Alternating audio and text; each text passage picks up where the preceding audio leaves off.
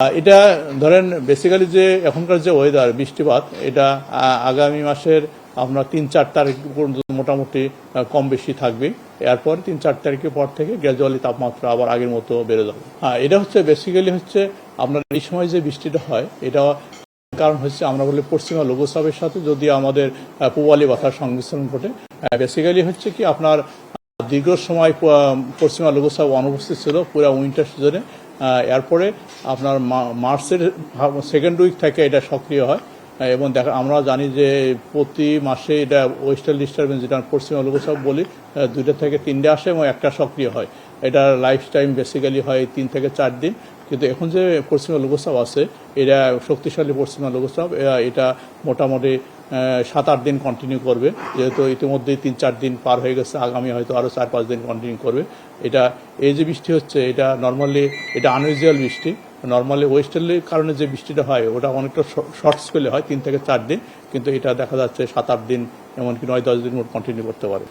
এটা ওই বৃষ্টিপাত মানে ওয়েস্টার্নের সময় এটা আসা স্বাভাবিক, কিন্তু এটা কিছুটা অস্বাভাবিক এই কারণে এটা অনেকটা দীর্ঘায়িত হয়েছে এবং এই কারণে এটা অনেকটাই অস্বাভাবিক বৃষ্টি এই সময়ের জন্য। যেটা যেহেতু বেসিক্যালি ওয়েস্টার্ন ডিস্টার্বেন্স যেটা আমরা যেটা বললাম 3 থেকে 4 দিন কন্টিনিউ করে, সেক্ষেত্রে দেখা যাচ্ছে এটা 9 থেকে 10 দিনের মতো এটা থাকবে এবং এর প্রভাবে বৃষ্টি হবে। ইতিমধ্যে 3-4 দিন চলে গেছে, আগামী আরও 3-4 দিন কন্টিনিউ করবে। হ্যাঁ, এটা রাজধানী সহ সারা দেশে বৃষ্টি হবে। আর এই সময় বৃষ্টিটা টানা বৃষ্টি হয় না, হয়তো দিনে প্রথম ভাগে একবার হলো, আবার মাঝখানে গ্যাপ দিল, আবার বিকেলে বা রাত্রে হলো, এইভাবে থেমে থেমে বৃষ্টি এটা থাকবে। এই ক্ষেত্রে যেহেতু এই সময় এটা আমরা বৃষ্টিটা দীর্ঘ সময় ধরে হচ্ছে এবং হেভি রেইনফল হচ্ছে, আর এই বৃষ্টিটা অনেকটা হচ্ছে বর্ষাকালে বৃষ্টির মতো না। এই সময় বৃষ্টি হওয়া মানে আপনার বজ্রপাত হওয়া, তারপরে এই অতিরিক্ত থান্ডারিং অ্যাক্টিভিটি থাকা, এবং এক্ষেত্রে দেখা যাচ্ছে যে হেভি রেইনফলের সাথে সাথে আপনার এখানে মাঝে মাঝে দমকা ঝড়ো হওয়া থাকে। এই কারণে হচ্ছে কি অনেক জায়গায় স্থানীয়ভাবে জলাবদ্ধতার সৃষ্টি হবে।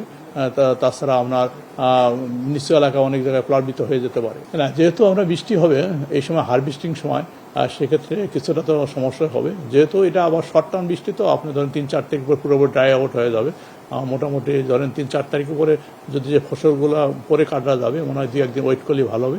সেই সময় মোটামুটি টানা আবার রোদ শুরু হয়ে যাবে 3-4 দিন পরেই।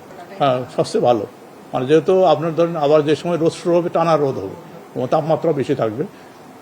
মানে যেগুলো যদি ওয়েট করা যায় 4-5 দিন, সেক্ষেত্রে এটাই বেটার। না, এটা এল নিনো যেটা বলছেন এটা অন্য একটা, এটা হচ্ছে গ্লোবাল ওয়েদার ফেনোমেনা, এটা গ্লোবাল ওয়েদার ডমিনেট করে। আর এল নিনোর কথা যেটা আপনার ধরেন জুনের পর্যায়ে সক্রিয় হবে, এটা হয়তো এই বছর শেষে যায় এটা সক্রিয় হবে।